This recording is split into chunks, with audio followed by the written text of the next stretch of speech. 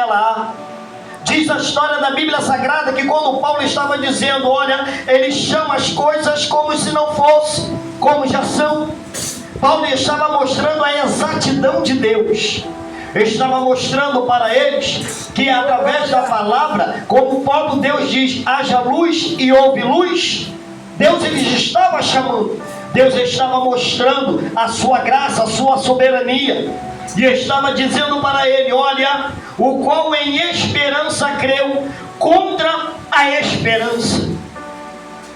E uma das frases que me chama muita atenção, concernente crer contra a esperança, Paulo estava trazendo uma narrativa, mostrando ao nosso patriarca, em saber que Abraão, já quase 100 anos, Sara estava na verdade com o seu ventre cerrado.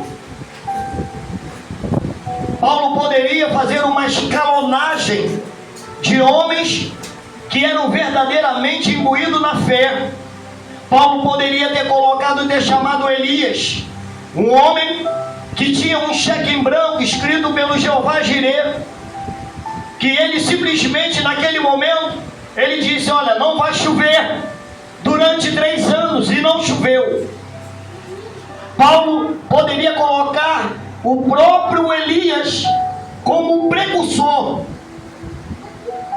Agora Paulo, ele poderia também chamar Daniel, um homem fiel, que teve uma fé inabalável, quando naquele momento ele foi lançado dentro da cova dos leões. Mas só que Paulo, ele direciona o nosso patriarca. Ele mostra que aquele homem, tendo toda a sua dificuldade, aquele homem é chamado, a história de Abraão é um best-seller. É uma história, se nós pararmos para poder analisar a passo, Deus desde o dia que ele foi chamado, até a sua saída para uma terra que ele desconhecia. Naquele momento, Paulo estava agora trazendo uma biografia de Abraão. Ele diz, e não enfraqueceu na fé, não atentou para o seu próprio corpo já amortecido, e nem pelo ventre de Sara. Paulo estava mostrando que eram 2 corpos mortos, sem esperança, uma terra literalmente estéril. Paulo estava querendo mostrar para ele que 2 corpos mortos não tem como produzir vida. Paulo trouxe uma natureza que, se fosse hoje pela ciência, por mais que nós estamos com a tecnologia avançada, por mais que nós olhamos que cada dia a ciência vai avançando, só que naquela época não existia inseminação artificial. Naquela época não tinha nada a não ser que o próprio Deus, com a sua intervenção, poderia realizar um milagre para que o nome dele viesse ser glorificado. Oh, glória! Aleluia! Paulo estava mostrando a sua exatidão. Meu Deus.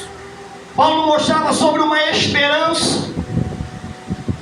Hoje nós estamos vivendo uma época onde muitos, infelizmente, têm depositado a sua esperança naquilo que não se chama Deus. Muitos ficam com a sua esperança acreditando em um homem que faz promessa, que quando chega um dado momento, a sua promessa, ela simplesmente falha.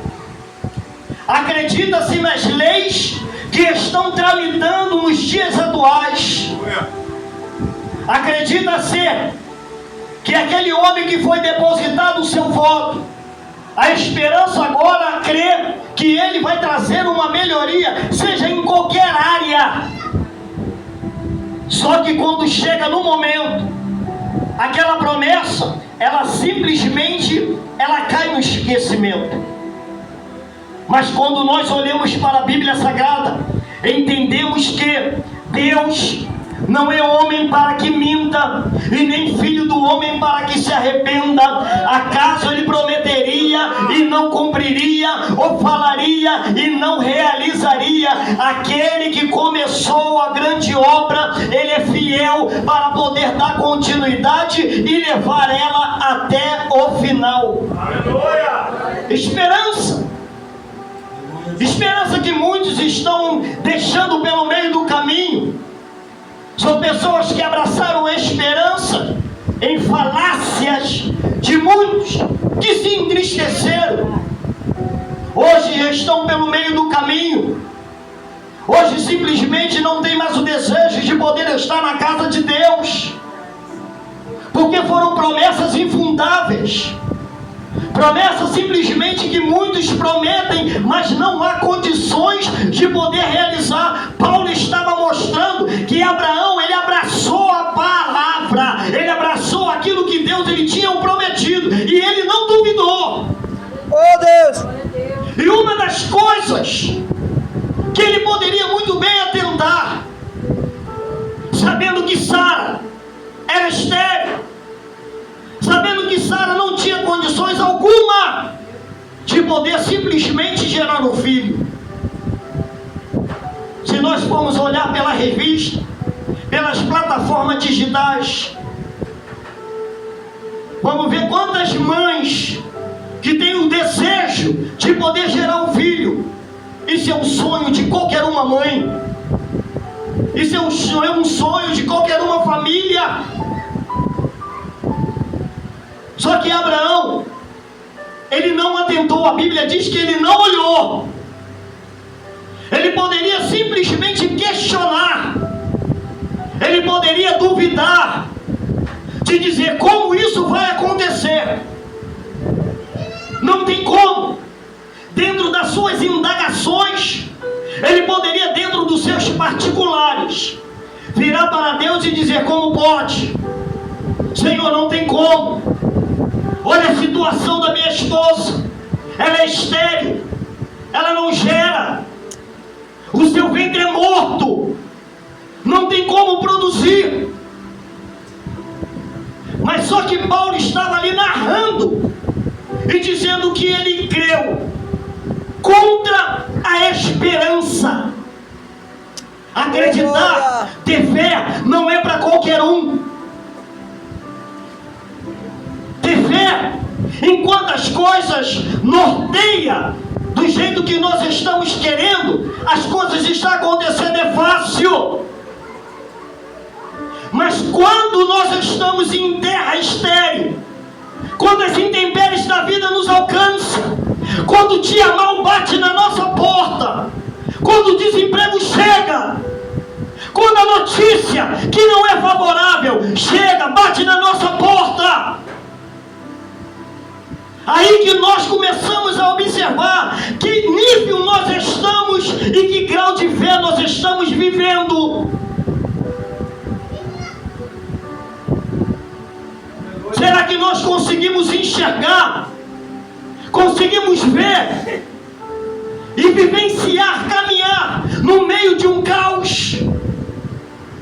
O profeta Naum, ele disse da seguinte forma: que o Senhor, ele tem seus caminhos na tormenta e na tempestade.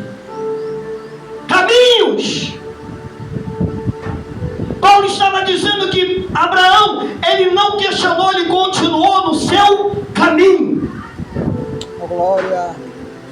A Bíblia nos ensina que há caminhos que aos olhos do homem parece ser perfeito, somente parece, mas o final dele é a morte. São caminhos que muitos trocam o propósito de Deus pelas propostas que o adversário de nossas almas ele apresenta no momento que nós estamos vivendo o dia mau. Ô Nazareno. São propostas. Quantos hoje estão aí do lado de fora porque abandonaram o propósito de Deus para poder viver propostas? Porque a incredulidade tomou conta, porque ele enfraqueceu na fé, porque ele atentou para a situação que ele estava vivendo. Quantos hoje tomaram decisões que não era para ser tomada no momento crucial da sua vida, porque atentou com a situação, ele olhou para o que estava acontecendo, ele permitiu que a dúvida tomasse conta. E o próprio apóstolo Tiago diz que a dúvida ela é semelhante à onda do mar, ela vai e vem. Aí que começa o conflito interior. Abraão deu um exemplo de um equilíbrio emocional. Por ele estar com a sua esposa literalmente desprovida de ventre, Paulo, ele faz questão de dizer que no qual em esperança creu contra a esperança. Que tipo de visão que nós estamos tendo? De que forma nós estamos olhando para as intempéries que nós estamos vivendo?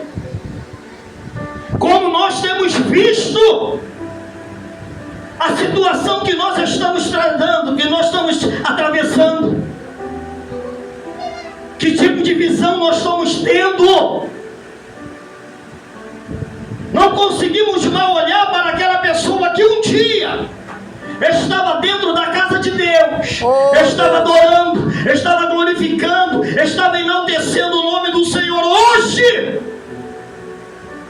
por conta de uma decisão mal tomada, por olhar para a situação que ele estava vivendo, ele atentou, ele simplesmente, a incredulidade entrou, a dúvida entrou. Hoje ele está lá do lado de fora, e como nós estamos vendo, Ô Nazareno do céu e da terra, como estamos vendo aquele que está fora, como nós estamos olhando para o nosso ente querido, que muitos dizem para esse não tem jeito. ô Deus, Como nós estamos olhando para os nossos familiares que estão desprovidos da graça, que não estão comungando conosco, que não estão adorando ao Deus que nós servimos, por causa das guerras. Uma das maiores guerras que nós enfrentamos todos os dias, a principal guerra é a guerra interior. Paulo estava explicando, ele não enfraqueceu, ele acreditou. Nós estamos aqui, não é por fato de uma campanha, nós estamos aqui porque nós acreditamos naquele que nos prometeu, naquele que nos tirou do lamaçal do pecado e nos trouxe para a sua gloriosa, doce presença, que quando ele olha para a nossa situação, ele tem uma palavra rema para poder nos dizer: não temas, porque eu sou contigo, levanta a sua cabeça, anabanda xúria, ô Deus, a glória, continua em frente, não duvida, não permita que nada venha se colocar diante de ti como incredulidade. ô meu Deus e meu Pai, Paulo traz a memória. Eu sou uma pessoa que eu sou amante das cartas paulinas. São os ensinamentos. Paulo aqui, parece que a gente fica imaginando Paulo ministrando, falando da biografia de Abraão, mostrando para eles que a fé é o firme fundamento das coisas que não se vê. Lembra quando Paulo disse que ele chama as coisas, que ele vivifica os mortos e chama as coisas que não são como se fosse. Oh, Deus da glória. Como é que Paulo explica? Eu fico imaginando Paulo explicando a criação. Eu fico imaginando Paulo explicando sobre a questão da constelação. Paulo explicando como pela sua palavra houve a separação das águas. Sobre a sua palavra, ele dizendo, olha, que cada árvore dá o seu próprio fruto.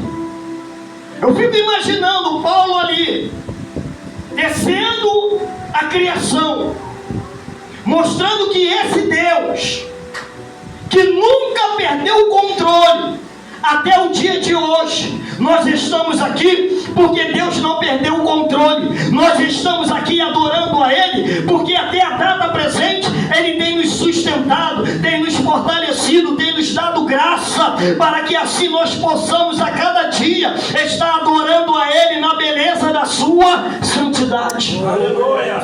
Glória! Como nós estamos vendo? De que forma nós estamos vendo? Oh, Deus da glória. É muito fácil para o Senhor falar para não enfraquecer na fé. É muito fácil para o Senhor dizer para mim que estou vivendo uma situação tão difícil que tem momentos que eu não tenho nem palavra para expressar esse Deus. Porque tem momento que eu choro. Tem momento que eu dobro o meu joelho e não sai palavras, irmão Cláudio. Irmão Cláudio, às vezes eu estou lá na beira da pia. Eu estou fazendo meus afazeres. E tem momento na minha vida que dá vontade de parar. Eu não estou aqui para poder, em momento algum, dizer que o seu problema é menor do que o da sua irmã. Eu não estou aqui dizendo que o meu problema seja maior do que os obreiros que estão na minha retaguarda. Eu não estou dizendo que o nosso problema seja menor do que o pastor da igreja. Só que a Bíblia nos ensina que o Senhor trata com cada um de uma forma. Não existe forma de trabalhar, existem formas.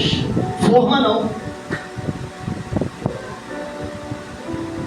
Porque eu vivi uma situação que para medicina não tinha mais jeito. Meu filho Natan hoje está com 20 anos. Meu filho tinha uma doença chamada hidrocefalia, que é uma doença que não tem cura. A cabeça ela fica desproporcional do corpo. Ele tinha que viver com uma válvula para poder passar oxigênio para o cérebro. Ele tinha água no cérebro, água no pulmão. Era gêmeos da mesma placenta. Era Natan e Cainã. Os dois com as mesmas doenças.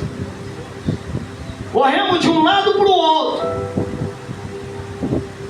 E o médico dizia: ele vai viver no estágio vegetativo. O máximo que ele possa viver é 6 meses. No máximo que ele possa viver 6 meses. Por que Paulo estava dizendo que ele não se atentou para o ventre de Sara? Era um quadro irreversível. Não tinha o recurso que hoje nós temos. Não tinha. Todos nós conhecemos as histórias. Só que chegou um dado momento, eu orando ao Senhor, junto com a minha esposa, nós estávamos num culto, quando o irmão se manifestou Deus toma aquele irmão e diz: olha, essa criança, era gêmeos. Ele colocou no singular, ele não falou no plural. Ele falou: essa criança vai te dar muita alegria. Foi um questionamento sem fim dentro da igreja.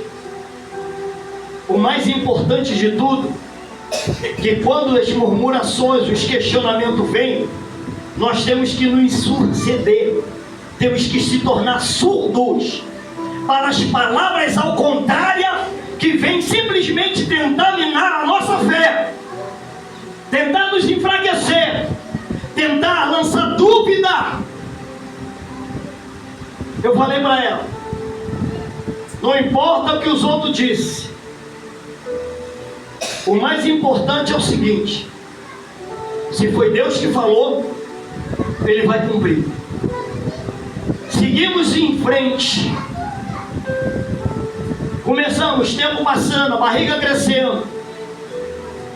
Vou encurtar. E toma de oração. Oração. Porque crente tem que gostar de oração. Crente que só vive dentro das redes sociais. Tem culto na igreja. O culto começa às 7. Ele fica de 3:30 da tarde até 6:45 na rede social. Aí o que sobra para chegar na hora do culto, o que o abençoado faz? Está na hora de ir para o culto. Peraí. Bota minha camisa. Botei meu sapato. Sai ele, correndo. Chega lá e fica: Senhor, estou aqui. Tu não está aqui nada, tua cabeça está em outro lugar. Porque você está lá o tempo inteiro no Zap Zap, no Instagram, no Facebook. Aí quando vem o problema, ele está totalmente com a cabeça embaralhada com rede social, que não consegue resolver nenhum mais um. Meu Deus. Aí depois quer ficar reclamando: é o fulano ali, ele é ímpio e conseguiu. Eu que sou crente até agora não consegui nada. Sai da rede social. Meu Deus. Tu tá pensando que Deus vai fazer a tua prova? Tá pensando que Deus vai fazer o que tu tem que fazer? A Bíblia nos ensina, por isso que eu gosto de Bíblia. Meu negócio é Bíblia.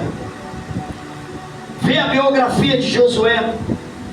Esforça-te, tem bom ânimo. Esforço é meu. Quando o negócio tiver o pau quebrando o lambo, eu tenho que ter ânimo.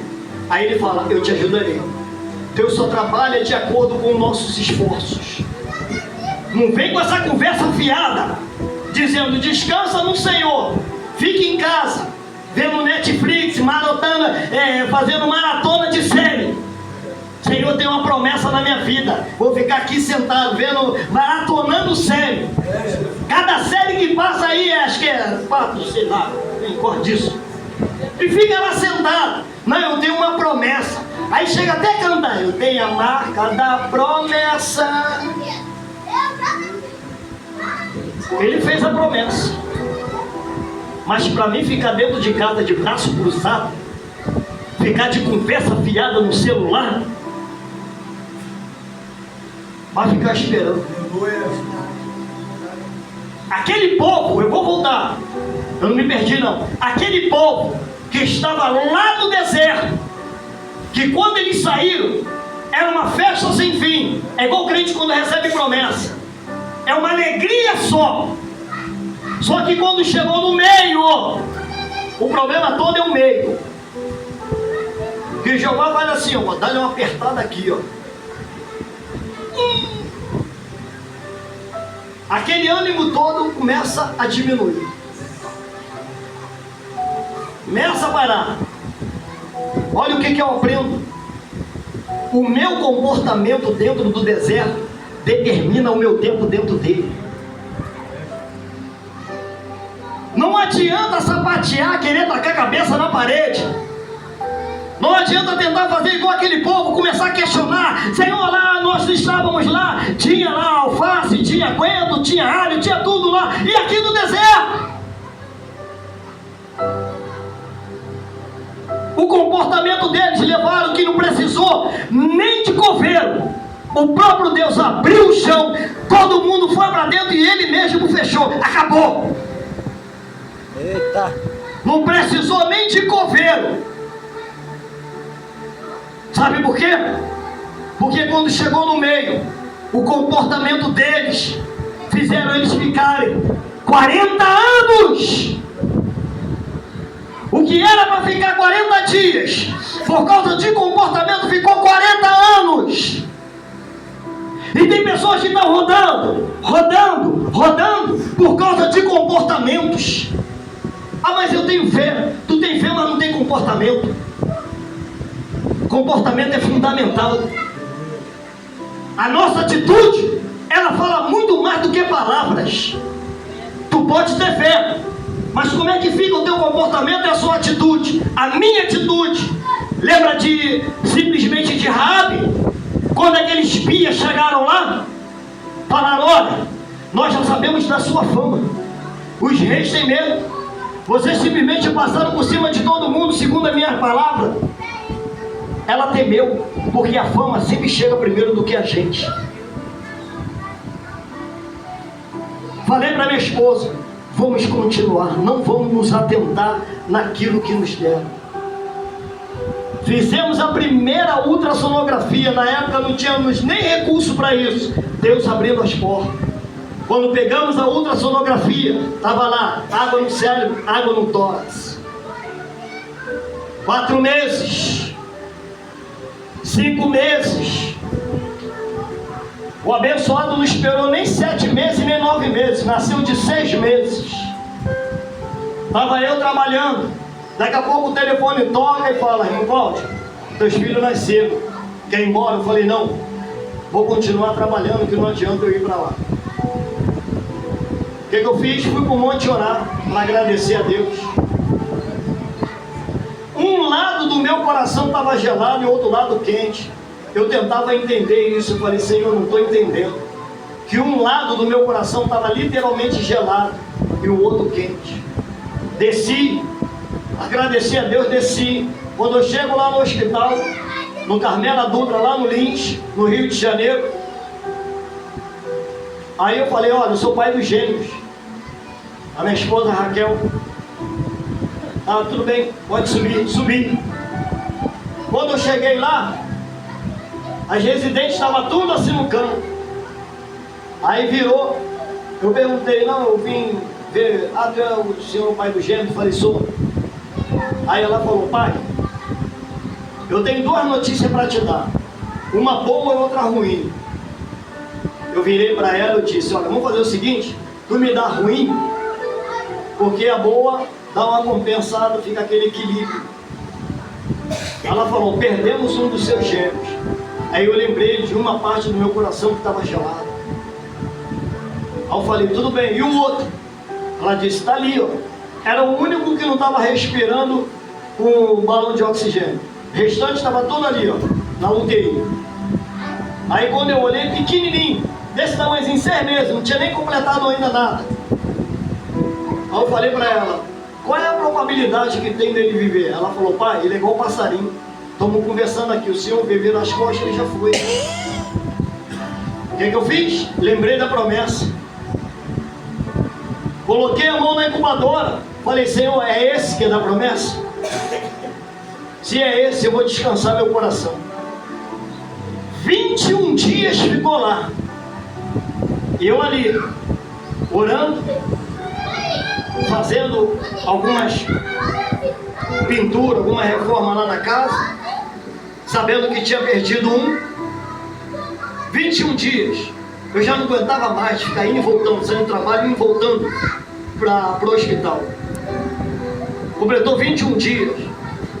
Passado o tempo, fomos para o hospital Menino Jesus na Mangueira. Quem já fez visita em hospital lá no Menino Jesus sabe que é um quadro pior do que o outro. É criança sem o céu da boca, o nariz aberto, do lado de cá, é só quadro dessa forma. Quando chamou o nome, Natan Costa Ferreira, eu olhei para a cara dela e falei: agora. Ele já estava dando os primeiros passinhos, fomos lá. Daqui a pouco eu estou sentado, Olha o que o diabo faz. O diabo é sujo. Tinha uma pessoa sentada do meu lado. Quando a minha esposa sai de dentro da sala, ela saiu chorando. A abençoada que estava do meu lado e falou: olha lá, mais uma que recebeu que o filho não tem cura. Eu olhei para ela assim e falei: demônio. Capeta, comigo tu não vai arrumar nada. Fiel àquele que prometeu. Ela veio com um diagnóstico. O médico ficou perguntando como que a água desapareceu, que não precisou colocar válvula nenhuma. Chegamos no hospital Carmela Dutra para falar com o doutor Muciles, nunca mais esqueci o nome dele, e a doutora Rosa. Quando pegou ele no colo, ele falou: a cirurgia foi muito boa. Eu falei: doutor, ele não fez cirurgia. Ele: como? Não tem como essa criança viver sem ter feito a cirurgia, porque ele precisava de uma válvula para oxigenar o cérebro, para passar oxigênio para o cérebro. Eu falei: ele não fez, porque Deus curou meu filho. Hoje está com 20 anos, homem de Deus, casou. Para quem ia ter 6 meses no estágio vegetativo, hoje estaria adorando ao Senhor na beleza da sua santidade. Abraão não se atentou pelo ventre de Sara, e ele não enfraqueceu na fé.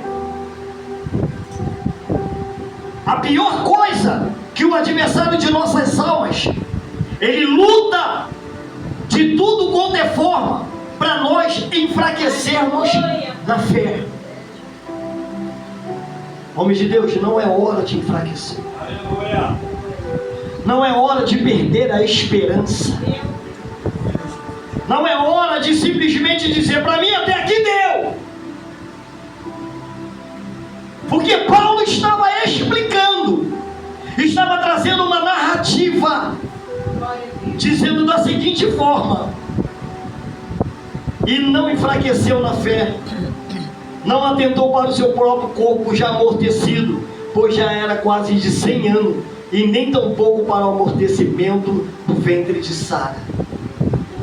E não duvidou da promessa, mas foi fortificando, dando glória a Deus. Aleluia! Glória! Dando glória a Deus. Dando glória a Deus.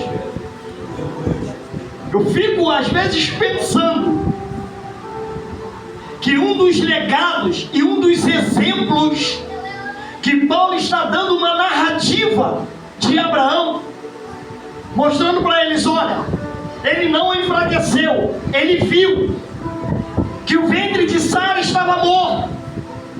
São 2 corpos improdutíveis, são 2 terras, é uma terra estéril. Abraão já é quase de 100 anos. Peraí, como nós olhamos para esse cenário? Paulo colocou um dos cenários mais cruciais para mostrar para eles que não existe nada demasiadamente impossível que Deus não possa realizar.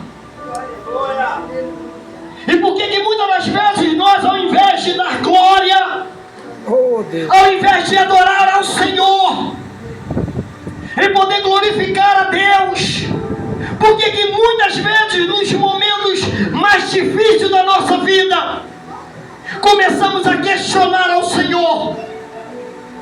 Por que muitos daí que estão do lado de fora começaram a tomar a sua visão turva, olhando para a situação que ele está vivendo, ao invés de adorar, ao invés de glorificar, mas simplesmente questiona?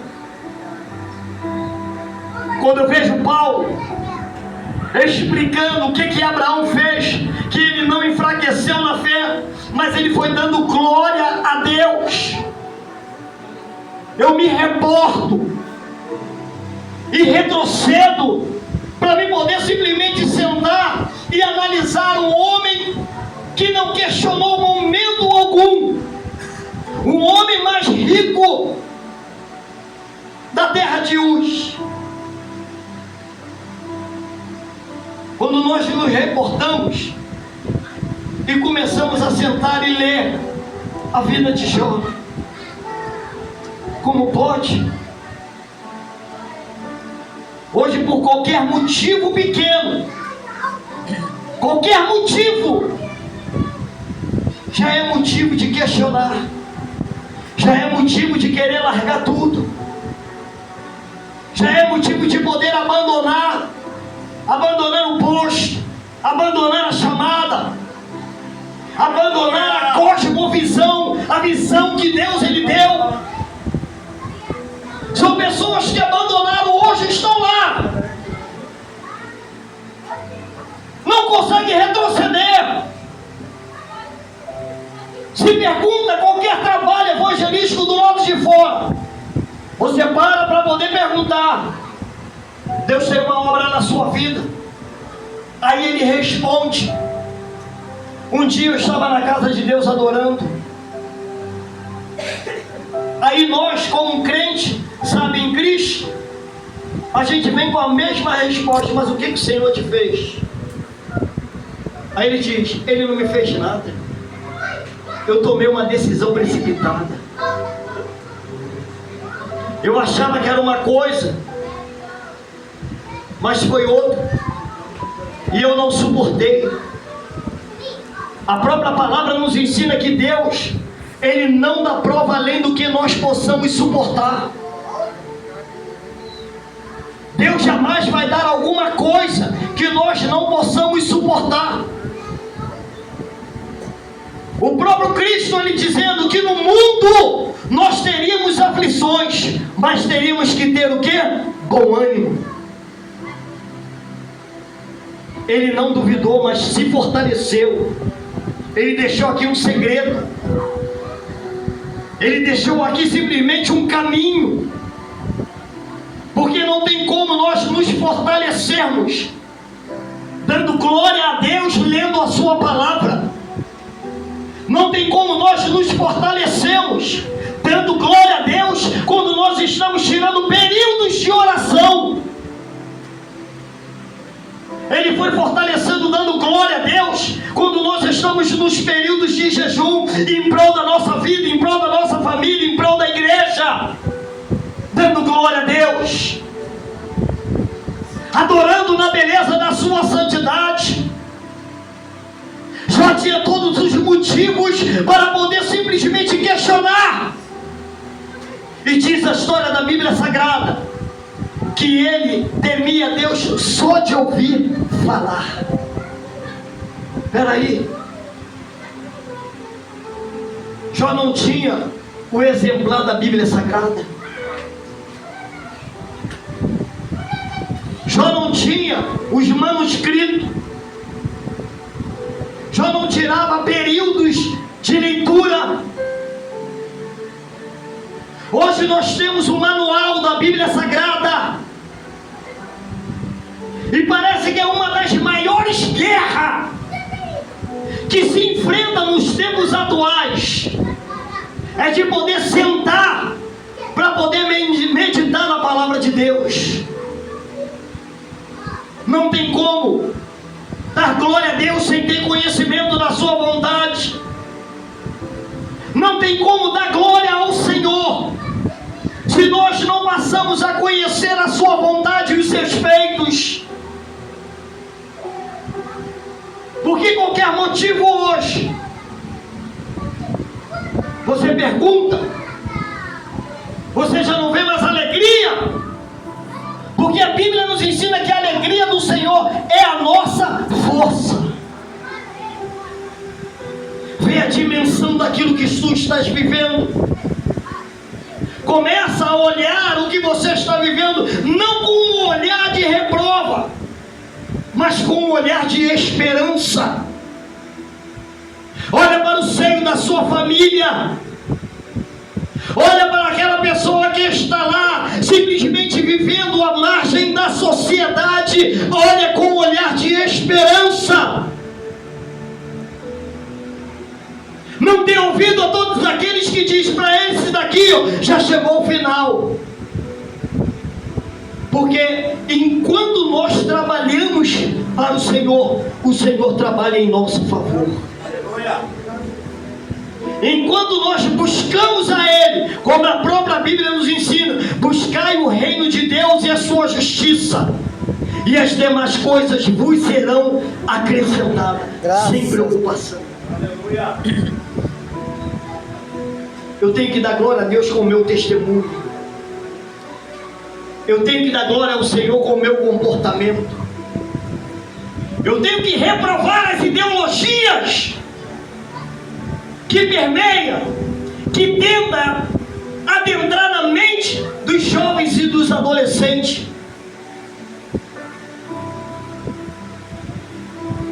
A palavra nos ensina: não se conformeis com este mundo, porque o Deus desse século cegou o entendimento de muitos. Sem conhecimento, nós nos tornamos como um barco à deriva. Sem conhecimento, nós vivemos como se estivesse no escuro. Por isso que nessa noite, o Espírito Santo de Deus, Ele nos dá o norte. Ele traz aqui a narrativa do nosso patriarca.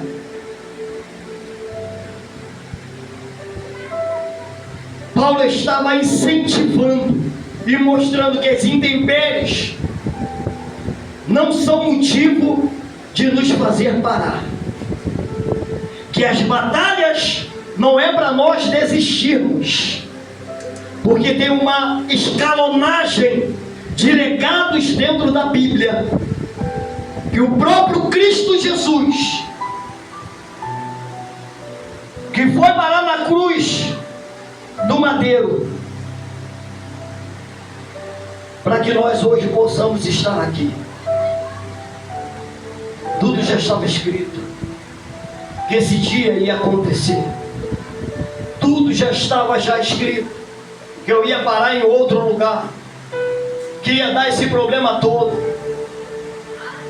Mas eu também posso ver que esse lugar, que é chamado casa de oração, eu posso olhar com os olhos da fé, que vidas vão adentrar por essas portas, aceitando a Cristo como o único e suficiente Salvador da sua vida.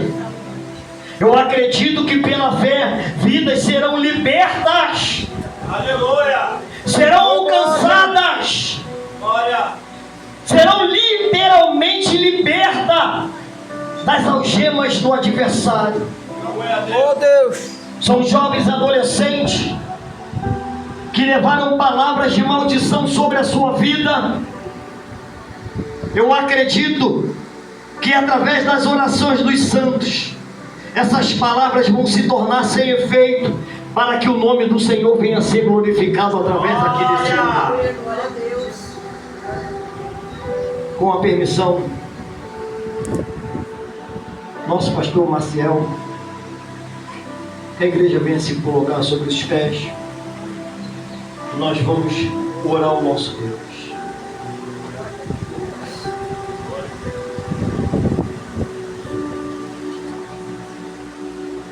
Paulo narrou com muita propriedade.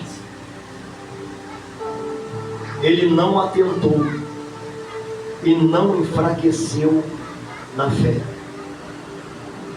Ele não atentou para o ventre de Sara, pelo amortecimento do ventre de Sara, mas ele deixou um segredo. Ele foi fortalecendo, dando glória a Deus. Eu não sei qual é a área. Hoje é o primeiro dia. A próxima terça-feira, outro pregoeiro estará vindo a este lugar.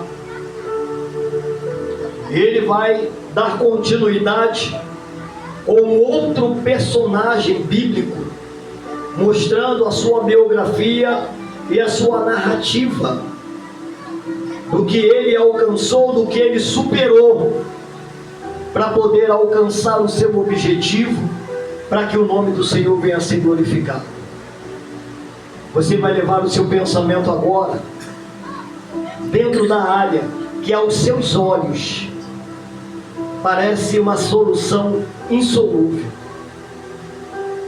Mas como a Bíblia nos ensina que a oração do justo ela pode muito em sua eficácia, eu acredito no poder da oração. Eu acredito que Deus ele pode fazer infinitamente mais daquilo que nós pedimos e pensamos, porque é o nome dele, tudo é para ele, é feito por ele, e para ele são feitas todas as coisas. A nossa vitória é para a glorificação do nome dele. A vitória do meu irmão é para a glorificação do nome do Senhor. Então nessa noite nós vamos clamar. Vamos fazer da forma como o profeta Jeremias ele disse: clama a mim, anunciar-te-ei, responder-te-ei coisas grandes e firmes que nós não sabemos. Oremos ao nosso Deus, bendito e eterno. Senhor, na noite deste dia, Pai, Senhor, eu quero entregar, Senhor, os seus filhos aos seus cuidados. Quero, Senhor, entregar, ó Pai, esta localidade, Senhor, onde está estabelecida esta casa, chamada casa de oração.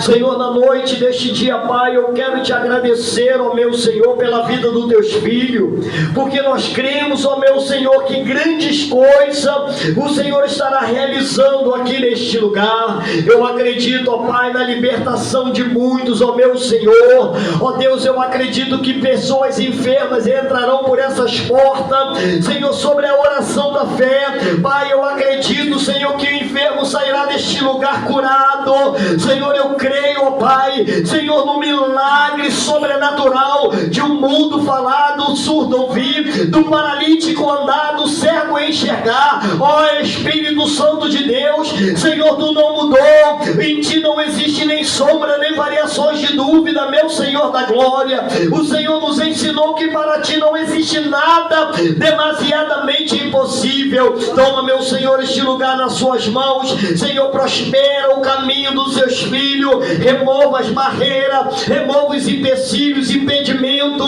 porque nós cremos, ó meu Senhor da glória, que o Senhor é bom e a tua misericórdia, Pai, ela dura para todo sempre. Por isso que nesta noite, em nome de Jesus, ó Pai, em nome do teu Filho amado Jesus Cristo de Nazaré, começa a desfazer, ó Pai, toda obra de feitiçaria, toda obra de macumbaria, toda palavra ao contrário, Deus, seja desfeito nesta noite, em nome de Jesus, ó Pai, em nome do teu Filho amado Jesus Cristo de Nazaré. Toma os lares dos teus filhos, Senhor, eles estão aqui numa boa obra, Senhor, em fazer, Senhor, a tua vontade, ó Deus. Toma os lares, toma, meu Senhor, a situação de cada um, toma, meu Senhor, a saúde emocional de cada um dos teus filhos, ser com eles, ó Pai, e vos abençoa em nome de Jesus, amém. Você pode dar uma linda salva de palmas para Jesus.